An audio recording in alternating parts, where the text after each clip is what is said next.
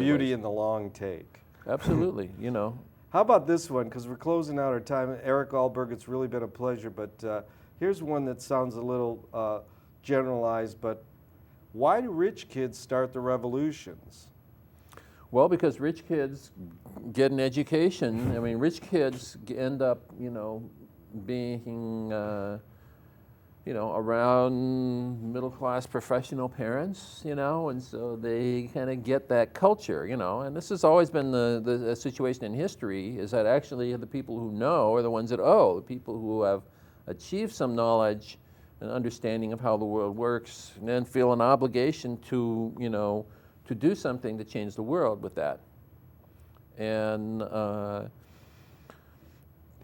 you know, to me, that's why it happens that way. But you know, it's a very mixed thing. I mean, I'm semi-middle class myself. I mean, because really, my father died when I was very young, when I was 11, and you know, my mother was working 2 jobs when I was through high school, and even through college. You know, I worked my way through college.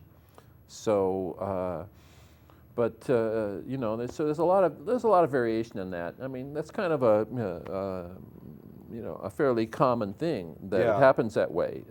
But even, you know, you go Marx, Lenin, you know, whenever you have political leadership, you kind of want them to be very knowledgeable and experienced, because it's a complex world, you know. And if you get people who aren't that way, just working class, you know, jerks, then you end up with Sarah Palin, or, you know, you know, where they're just bullies about their ideas, and they don't want any of these elites telling them what to do, you know. And that to me is far more dangerous. Yeah. What do you think is the difference between revolution and rebellion? Well, you know, as you always say, revolution is just fast change, you know. Rebellion would mean that people are rejecting the way things are. They say that we cannot put up with, and typically it's against some authority.